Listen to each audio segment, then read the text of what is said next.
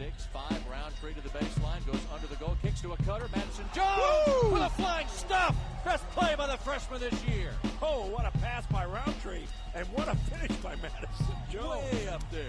Sports Talk with Playeragent3. My next guest is a Raleigh, North Carolina native, Ravenscroft School alumni, and one of the only players that I know to play in the ACC in the Big East Conference, Mr. Madison Primetime Jones.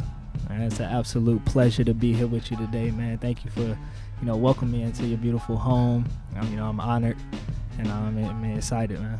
I appreciate it, man. How you doing, man? How you been? I've been great, man. Truly blessed. Been a change of events, but man, truly blessed. Everything's been on the up and up. All right, cool, man. Yeah, man, I appreciate you coming through, man, and drop some knowledge on Sports Talk with Playeragent3.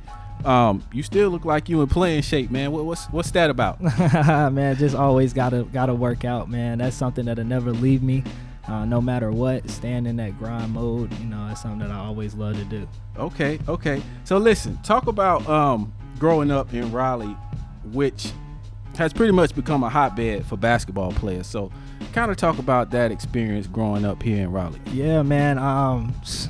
Everybody can argue, but it is the hoop state. It doesn't compare at all. But man, growing up here, that's all we did. That's all we did day in and day out. Mm-hmm. I played all sports, but basketball is the one I loved. And it's a kind of funny story because like my brother played, and that's where I got my competitive edge from, just playing against older people all the time. And he went to Leesville, so I know you had Coach Rob up here, and Shawan, and that's what, like, learning from them is what really made me fall in love with basketball. I always loved the sport before that. My dad had me playing since I was 5, but a lot of people don't know is when I was in elementary school, I was the ball boy for Coach Rob's team when he had Anthony Richardson, Shawan, he had DJ Thompson. Man, that team, like I went everywhere with them. I rode on a bus, and a little kid, elementary, I'm sitting next to these superstars, Anthony Richardson, like man, he was a beast back then. Still probably is. Yeah. That's interesting, man, because you started, now correct me if I'm wrong, you started 9th grade at Leesville High School. Yes, sir. But then you transferred to Ravenscroft. Well, I mean, how did that come about? Why did you make that change? Yeah, man, I saw where everything was going. Everybody was playing private school, and I saw where people was making it out of. Public school was really good, like I said, when Anthony and them was playing, but it was a transition on where the guy really came about. And who actually got me to Ravenscroft, I was just playing at the gym one day, at a rec center, and this guy used to work out with all the time. He used to work a lot of people out, and he was like, man, you should definitely go over there and check out Ravenscroft. And me being from Raleigh, I never even heard of it, never seen it. And I'm from the north side of Raleigh. I never seen it, never heard of Ravenscroft. But I went over there. He was like, yeah, they're gonna have open gym next week. You should come out, man. They got this big time player right now, big guy named Ryan Kelly. Never heard of him, I played, but I never really heard of him. So I went over there, checked it out. I played with them, man, and it was just like I remember to this day. After I went home, my mom picked me up. I was like, Mom, we got to make the transition, because it was just an eye opener to come from public school to go over there and see the different conversations, the campus alone.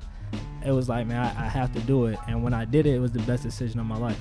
All right, so talk about playing basketball at Ravenscroft and how that prepared you for college basketball. Yeah, man. My coach there, Coach Billerman, man, he's in my opinion, one of the best, high school coaches in North Carolina for sure. But playing at that level was totally different than a public school. But the workouts, the waking up early, we had workouts at 6:30 every morning. Every single morning, especially if you wanted to be, if you wanted to go to the next level, he expected you to be there.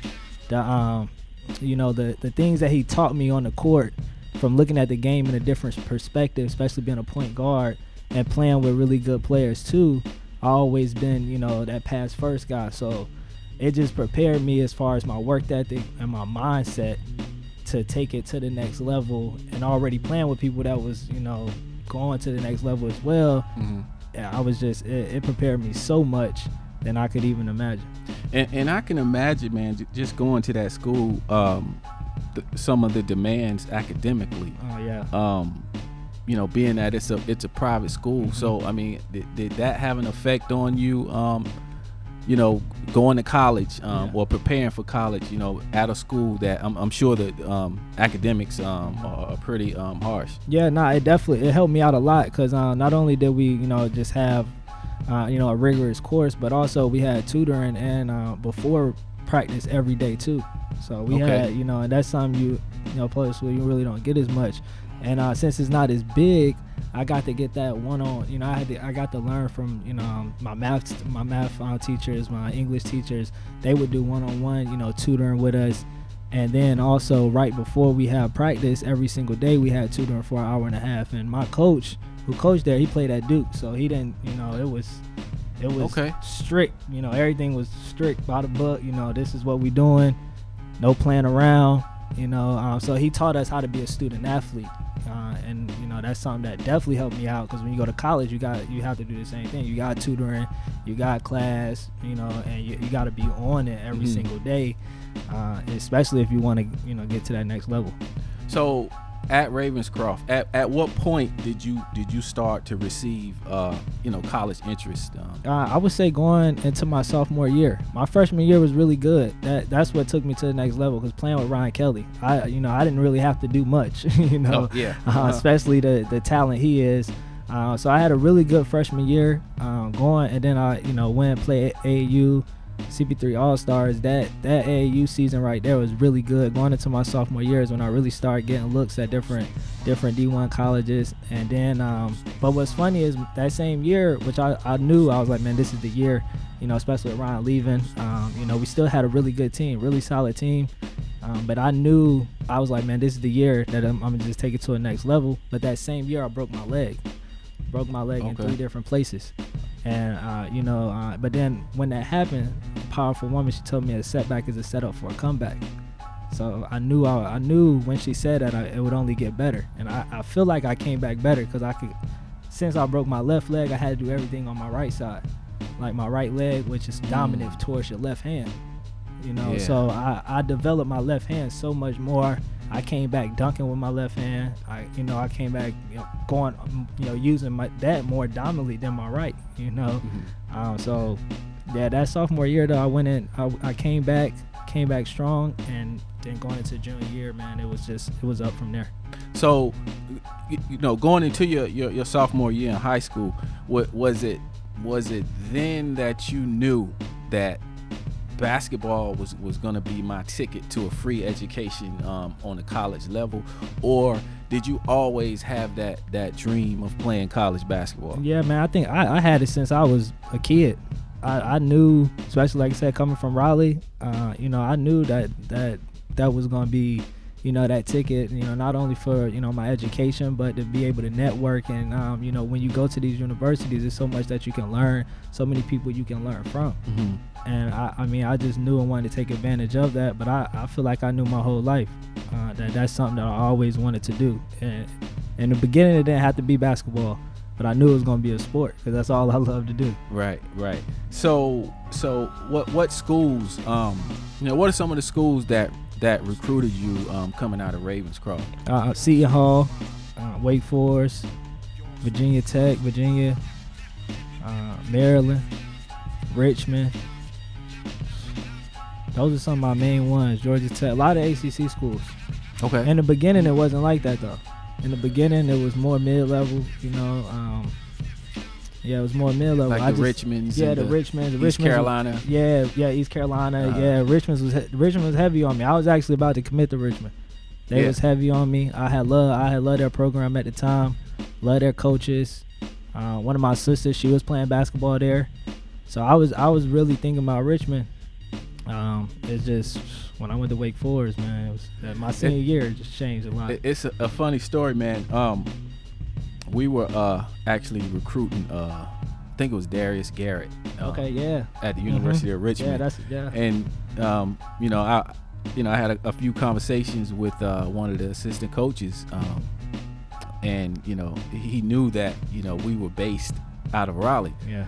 So your name came up, and he was like, "Yeah, we're really high on Madison." He came up for a visit. Yeah. And we really want to sign this kid. So it's funny that you said that about the University of Richmond. Yeah. But ultimately, you chose Wake Forest University. Yes, sir. Demon Deacons. Why did you choose Wake Forest versus the other schools that were recruiting you? And it was a tough decision. But when I left that visit, I told my mom on the car on the ride home, I knew that was it. Just because the environment, the coaches for sure. So Coach LaRue played at Wake Forest, really, really good. And then Coach Battle. Coach Battle is who really got me. Coach Battle, and the reason being is I would say because I looked at his track record, who he helped out get to their next level. So he coached CP when he was there, he coached Ish when he was there, he coached Jeff when he was there. And I felt like my game lined up. Okay. Just like those, just like those same guys. I always looked up to them. I loved when they was playing at Wake Forest. I wasn't really a Wake Forest fan growing up, but when they was playing there, I was tuned in. And then also just playing for CP3 All-Stars, my entire AAU career. Makes sense. When I got from 14 and up, I played with CP3 All-Stars. It was just only right, sitting down with Chris Dad, talking with her from time to time.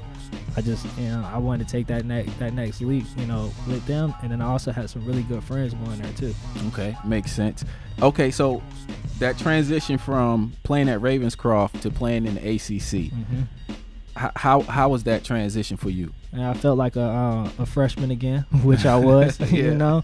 But no, it was a good transition though, because like my freshman year at Ravenscroft, I was playing, was it Christ School, I believe it is, and they, you got Mason Plumlee, and that team was crazy, and they're playing Word of God. You got John and CJ Leslie, and you got some really good players. So I felt like I was, back at a freshman again, where I'm playing the top people. Only thing that was different was now everybody is just as fast. Everybody is just as strong or stronger. So now you have to be smarter. Exactly. So now you have to study the game. You got to really watch film. You got to, you got to treat it, day in and day out. It's one thing, of course, to work out. Yeah, you got to work twice as hard, of course, because everybody's working and everybody can do what you do. But when it comes to being at that next level, that's why Tom Brady's so good, because he studies the game. He's not faster than anybody. He's not stronger than anyone. He's just, attention to detail. Exactly. It's the simple things, because everybody can do the same thing. Everybody, like I said, can jump, can dunk, can score, can shoot. So that was the biggest transition for me. So when I got there, a guy had helped me out a lot, just from playing him every single day and watching with CJ Harris. So CJ Harris, he was real, he was real good attention to detail. He know how to find his spots on the court. He know where to get to, how to, read his players, read defenders, and he played the game so easy, it come natural. It's because he's just, that attention to detail. So that was the biggest transition for me.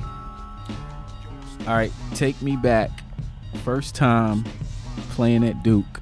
First time playing at Carolina. What's going through your mind? Man, dream come true for sure. Dream come true. This is something I always wanted to do, especially Carolina. I grew up a Carolina fan. It's diehard. You couldn't tell me anything wrong with Carolina. But man, playing there, I start with Duke first, man. That atmosphere is something. Only other place that I played that same atmosphere probably is in the Garden, New York City. Other than that, your heart racing. People saying sweaty palms, sweaty everything. Sweaty everything. The fans there before you even come out and shoot around, and we shooting around 2 hours before the game, and they out there saying anything. Right. But it was an amazing experience. Like I said, something I'll never forget. So that was, like I said, dream come true to have my mom right there. That was a big part of me going away for us too. So my family could come to every game. Right. And then playing at Carolina, it's like the same thing. It's just bigger. Yeah. You know? Yeah. Especially I think my first time playing there was maybe like on a Saturday. So, you know, their Saturday games it don't matter what time it is. Mm-hmm. That energy in that building is one of a kind. And when you step on that court, you can feel that legends have been on this court. Right. You know, you feel it right away. And so you just like, man, I just got to make the most out of this time I got while I'm here. Because it's something that you always dreamed about and something you might not never be able to do again. Exactly. Now, you had a solid career playing at Wake Forest, and anyone who's followed you throughout your basketball career, especially at Wake Forest, you had a few stumbling blocks along the way. Yeah. How did those roadblocks prepare you for life after basketball, and did you kind of reevaluate your purpose, once you were going through some of the things that you had to go through at Wake? So how did that prepare you? Yeah, I mean, I believe everything happens for a reason. Things that happen at Wake, I've never been able to get to play where I played next. So I believe everything happens for a reason. And I mean, main thing what it did for me, like you said, was reevaluate. But I didn't really necessarily reevaluate my purpose. I knew I feel like we were put here to serve others and to help other people. Right. Jesus could have rode in on anything. He rode in on a donkey. So he came to serve other people. So it's like I didn't reevaluate. I was humbled. Uh-huh. I was truly humbled. That's the main thing. And I feel like at that point in my life, it's something that I had needed. Okay. So it just helped me a lot, open my eyes to see that just as fast, just as hard as you work for it, that it can be taken away just like that. And I feel like a lot of people don't realize, or maybe take some things for granted. Mm-hmm. Especially when your whole life you've been truly blessed like that. So it was just a humbling curve. I mean, like I said, it helped me for the better though. Definitely helped me for the better. All right. So you finished. You got your degree from Wake Forest. Yes, sir.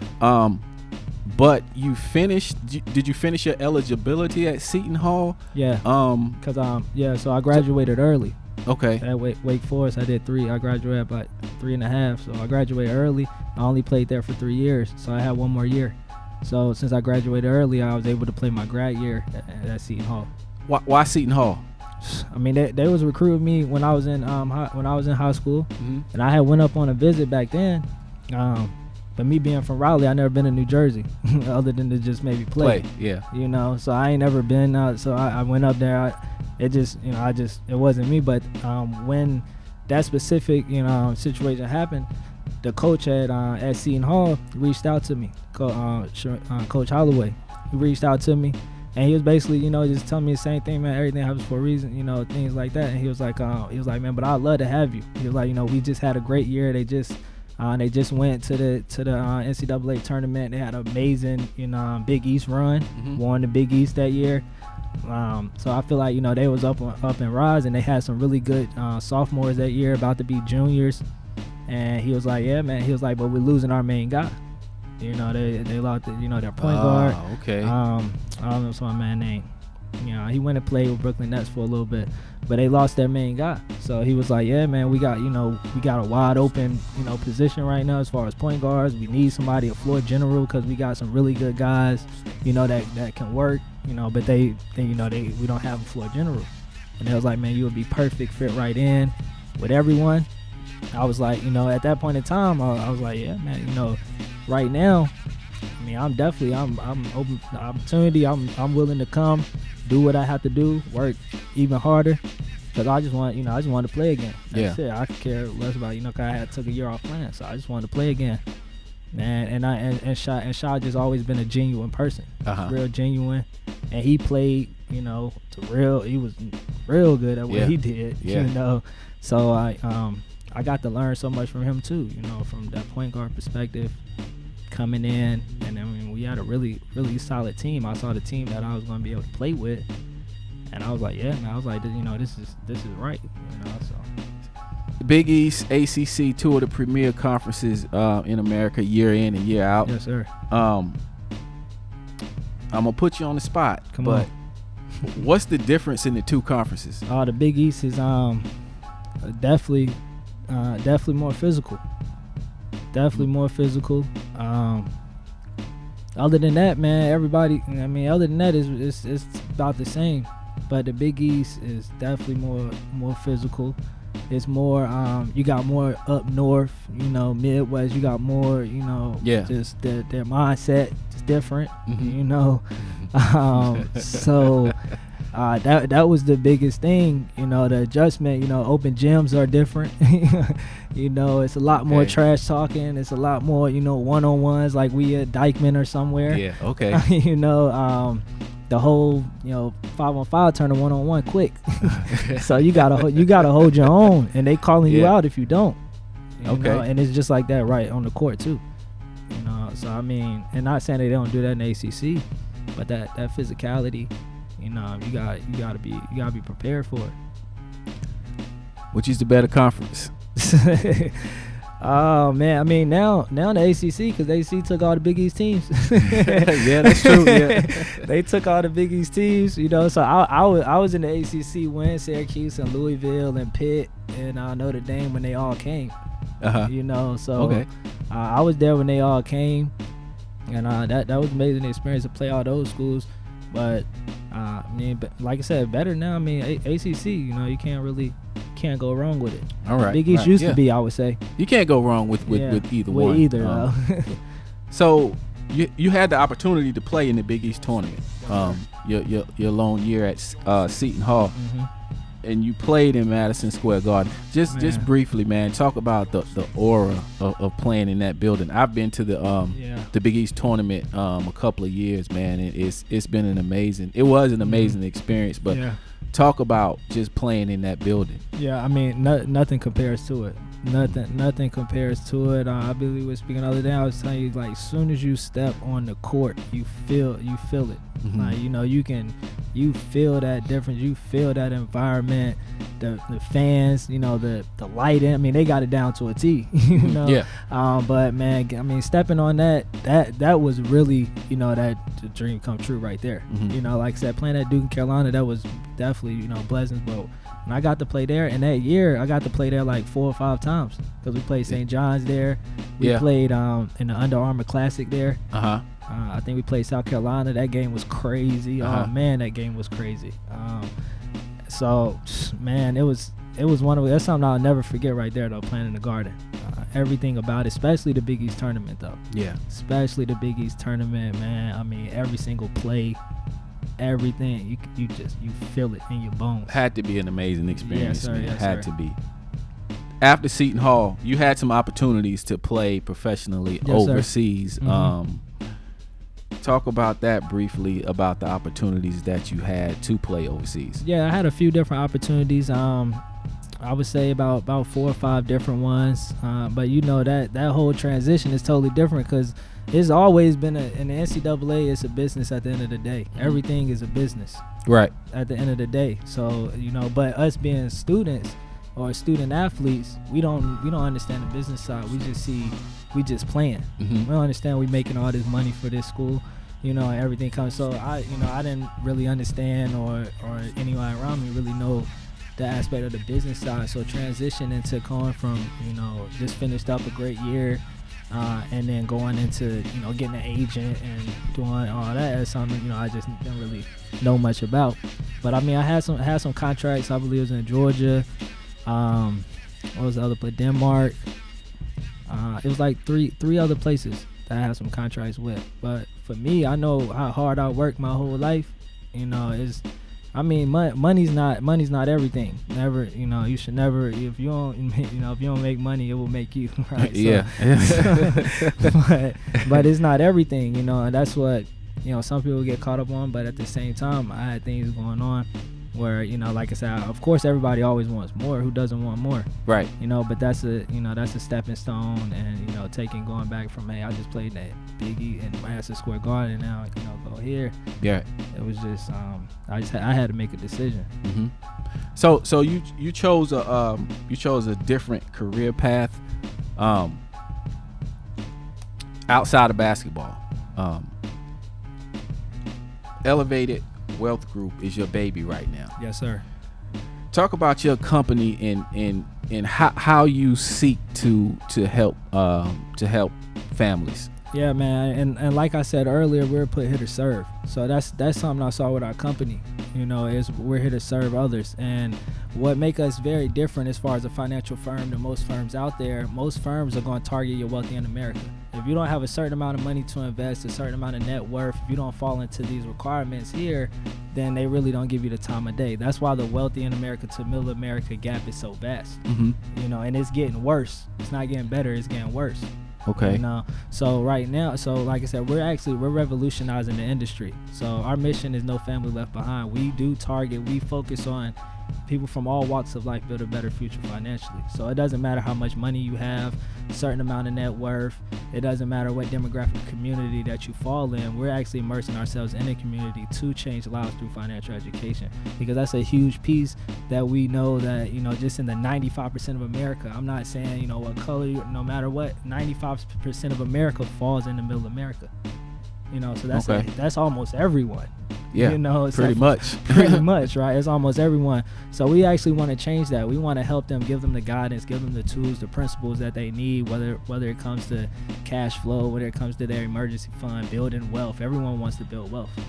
Right, exactly. So why do you think it's important for athletes to have financial education, financial wealth, and financial security? Oh man, it's huge, because we spend money just as quick as we get it. I mean, I remember the first check I got at Wake Forest when it was, just the stipends they give you during summer and things like that. Man, it was probably gone on 3 pair of shoes. Wow. Yeah. But you know how much we love shoes, especially back then. Sneaker game was different than it is now. So I mean, and then when you start making more, you just spend more. That's just a natural habit. Right. That's a natural habit. It doesn't matter who you are, athlete or not. But athletes, man, it's just that, and that's one thing they don't teach us. And unless you're maybe in the NBA or NFL, and they never really sit down and teach you. They're just managing your money. Right. But they're not teaching you, this principle will help you, build towards your future, help you give back to charities, will help you keep more, because they're paying a lot of taxes too. Probably a whole lot that they don't want to pay. So, no one really sits down and educates them. They maybe do a group setting, and it's great, but how much are they really paying attention in those classes? They're just there just because they have to be there, so they don't get fined like they be saying. Right. So yeah, and a lot of athletes don't think about the IRS. They don't think about, okay, I just signed this $10 million contract. You're gonna get $5 million. You're not gonna get that entire $10 million. So you're some of these athletes are out here spending money like they got $10 million. Exactly. So I think what you're doing is very important, especially with the money that, yes, the NBA is giving out these days. I don't know if these guys are earning it, but they're making a lot. That's another conversation, Yeah. So, do you have any seminars or webinars that people can look out for? Yeah, man. So we actually do. I do host 2 seminars. Me and a few of my partners weekly. Wednesday, 7 p.m. and then Saturday at 10 a.m. and they're free. We do everything. Consultations. We do everything free. Because I understand that, if you're not making a certain amount of money, then, how can I charge you a fee to sit down for an hour or 2 just to educate you? Right. You already don't have money to save in your emergency fund, or, you don't have these things, that access. So, yeah, we do free seminars weekly. I do a lot of different women's events as well, because we do understand that women do run most things in the household, especially when it comes to money. But we do everything, free seminars weekly, and then just other ones when we get with different different people in the community, just to educate. We don't do these things saying, hey, we want you to come, bring your checkbook, bring this. The whole seminars is just to educate you. It's not for any gain. It's mainly so you understand and have the knowledge to move forward in your life. Later on, maybe it's not the right time, but when it is the right time, you're going to remember that, hey man, they just educate me. I learned a lot of valuable concepts just by coming to this seminar. I met some nice people as well.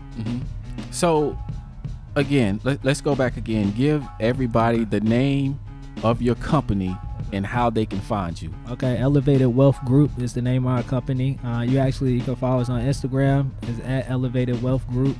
And that's our main source as far as social media, LinkedIn as well, Elevated Wealth Group, and then also Facebook, same thing, Elevated Wealth Group, because it's time to rise.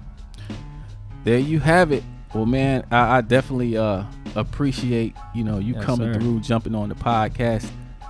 Again, you look like you can still hoop. We can do it, man. Anybody that want it, we can do it. But yeah, man, I'd love to have you up here again, man. Yes, sir. Again, It's my pleasure. Keep doing your thing. We'll definitely link up again. Yes, sir. Yes, sir. It's my pleasure. Thank you for having me, man. Sports Talk with Player Agent 3, Mr. Madison Primetime Jones.